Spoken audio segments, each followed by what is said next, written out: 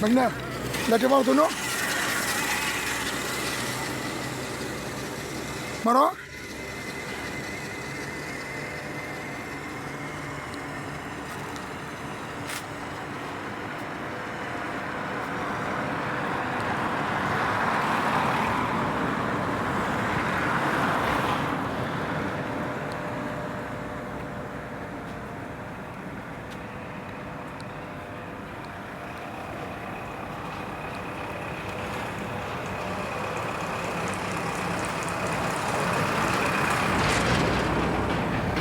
পুজোটা সামনে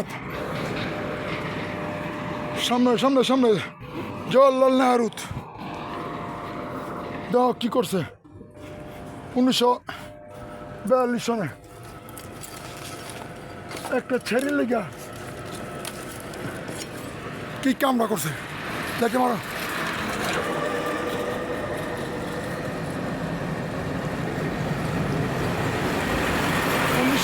সনে জওয়াহরলাল নেহরু একটা সেরিল লেগা ব্রিটিশ সরকারের বউ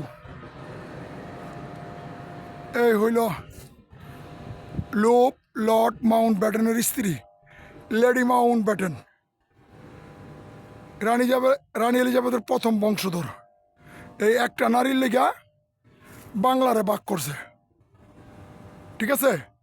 যখন বাক করতে বসে তখন ভারতের মহান ব্যক্তি মাওলানা আবুল কালাম আজাদ, মোহনদাস করমচাঁদ মহাত্মা গান্ধীকে, জওয়াহরলাল নেহরুকে, সর্দার প্যাটেলকে আর ব্রিটিশ সরকারকে বলেছিল, আমরা যদি বাংলাকে ভাগ করার জন্য একমত হই কিংবা সম্মতি দেই তাহলে ইতিহাস আমাদের কোনোদিন ক্ষমা করবে না।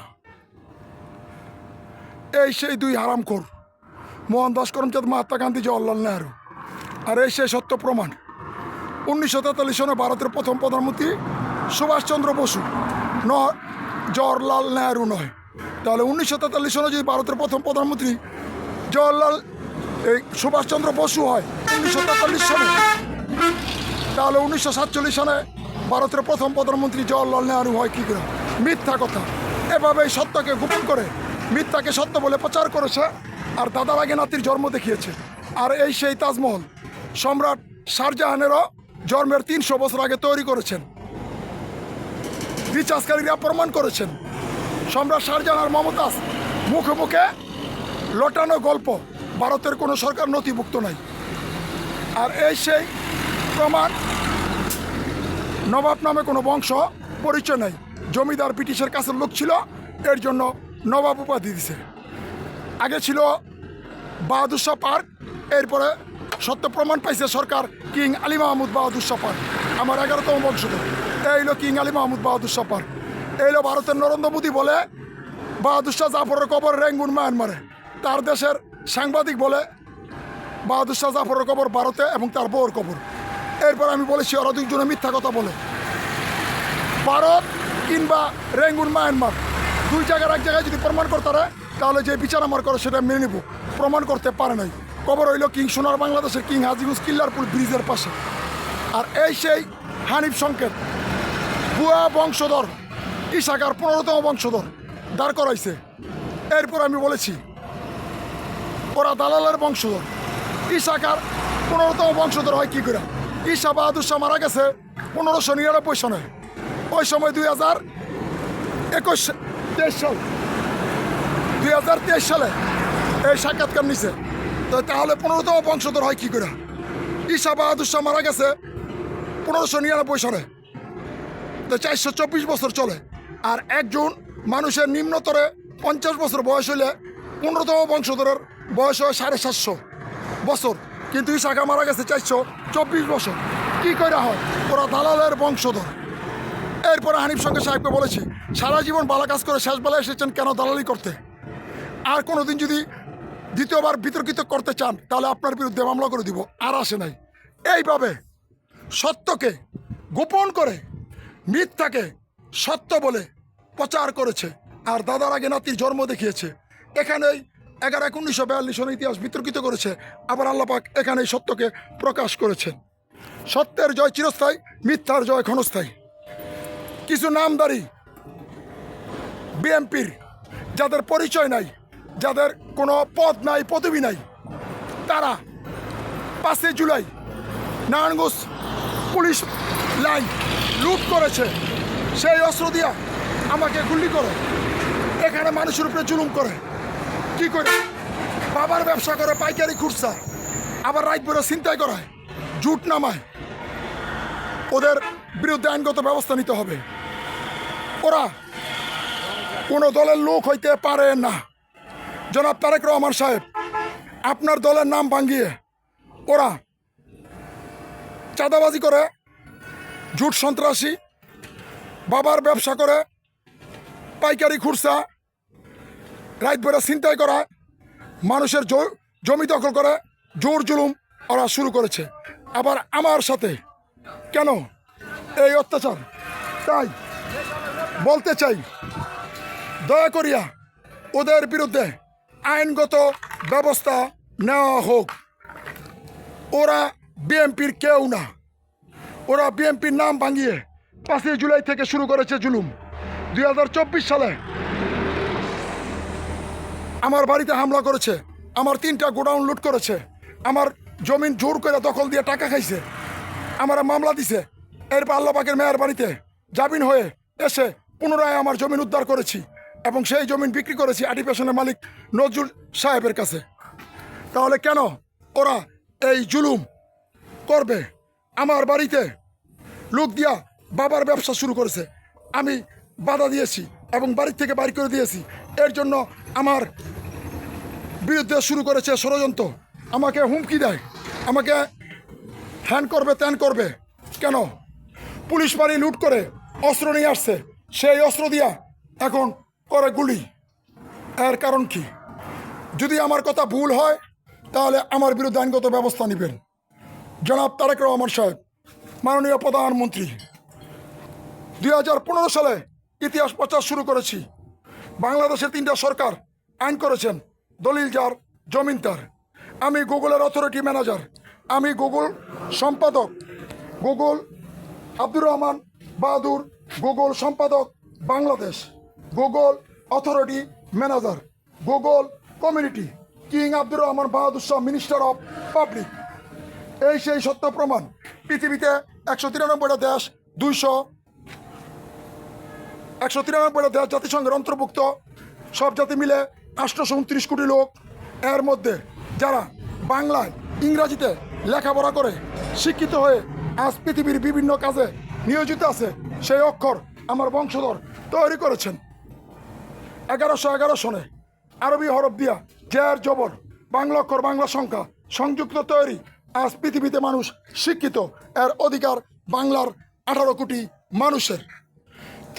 83 বছর পরে 2025 সালে নভেম্বর মাসে মাইক্রোসফটের পেজে পোস্ট করেছেন সেই ভলিউম। 1943 সনে যেটা ব্রিটিশ সরকার লর্ড মাউন্ট ব্যাটেন নিয়ে গেছেন আমার বড়দাদা সহ 2 বাংলার লাখ লাখ সাধারণ মানুষকে হত্যা করে এখান থেকে নিয়ে গেছেন। আমার আল্লাহ পাক এখানেই প্রকাশ করেছে, সত্যের জয় চিরস্থায়ী, মিথ্যার জয় ক্ষণস্থায়ী। এই সেই সত্য প্রমাণ। কিয়ামতের আগ পর্যন্ত এই সাইনবোর্ড কারো বাড়িতে আর ব্যবহার করতে পারবে না। যদি আল্লাহ পাক চায় তাহলে সবাই পারবে। একমাত্র বিসমিল্লাহির রহমানির রহিম মসজিদ, কিং পূর্বপাড়া, মাছদার কিং সোনার বাংলাদেশ, কিং Fatullah police station company, RCO avenue, সরকার বাহাদুর সাহেবের পক্ষে আদায়কারী বাংলাদেশ সেটেলমেন্ট, মুঘল সম্রাট 16তম বংশধরের বাড়ি। এখানেই ছিল কোম্পানি, পৃথিবীর আর কোথাও কোম্পানি ছিল না। কিং পূর্ব পাড়া মাছদার জামে মসজিদ গুরুস্থান, কিং ফতুল্লা পুলিশ স্টেশন কোম্পানি, কিং নারায়ণগঞ্জ পৌরসভা, কিং এনায়েতনগর, কিং 1 নং জেলা, কিং জাহাঙ্গীর বাহাদুর শাহনগর, কিং জাহাঙ্গীরনগর বিশ্ববিদ্যালয়, কিং থানা কেরানীগঞ্জ। 2015 সালে ইতিহাস প্রচার শুরু করেছি, বলেছি 1971 সাল থেকে 2015 সাল, 2015 সাল থেকে 2025 সাল বাংলাদেশের সরকারের সাথে বাংলাদেশের মানুষের সাথে করেছে বেইমানি। 10 থেকে 11 লক্ষ কর্মকর্তা, মূল হোতা নগর উন্নয়ন অধিদপ্তর, গৃহ গণপূর্তি মন্ত্রণালয়, ভূমি মন্ত্রণালয়, যোগাযোগ মন্ত্রণালয়, রেল মন্ত্রণালয়, নৌ মন্ত্রণালয়, BIW2, সড়ক জনপদ CMB, জেলা পরিষদ, সিটি কর্পোরেশনের মেয়র, সিটি কর্পোরেশনের কর্মকর্তা, 64 জেলার 64 জন ডিস্ট্রিক্ট নাজির, 64 জেলার রেকর্ডরুমের কর্মকর্তা, 64 জেলার সরকারি সার্ভিয়ার, 64 জেলার দলিল লেখক কর্মকর্তা এবং 59,990টা মৌজার তফসিল অফিসের নায়েব আর কানুনগো 4 ভাগের জমিনকে 20 ধরনের জাল খতিয়ান তৈরি করেছে। 1 লিজ, একোয়ার, অর্পিত, এনিমি, ভূমিহীন, খাস, পরিত্যক্ত, জমিদার, 12 ভূঁইয়া, 22 ফ্যামিলি, নবাব, ব্রিটিশ, পাকিস্তান, এই হইল 13 পদ। আর সাবেক প্রধান উপদেষ্টা ইউনূস সাহেব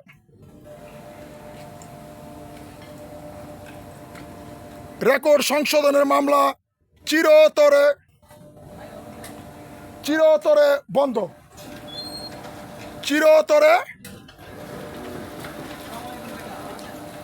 বন্ধ। 2026 সাল থেকে রেকর্ড কালেকশনের মামলা চিরতরে বন্ধ।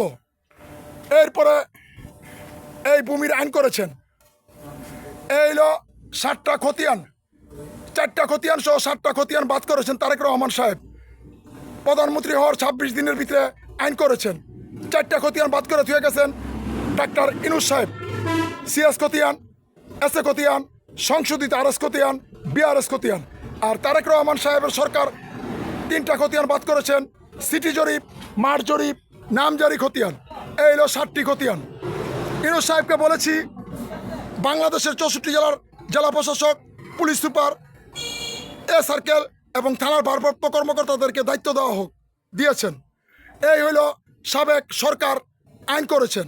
আর এই সেই ভূমিমন্ত্রী 16 বছরে আমেরিকা 340টা সহ পৃথিবীর বিভিন্ন দেশে 16 বছরে 560টা বাড়ি করেছেন। এই হইল কিং নারায়ণগঞ্জ পৌরসভা।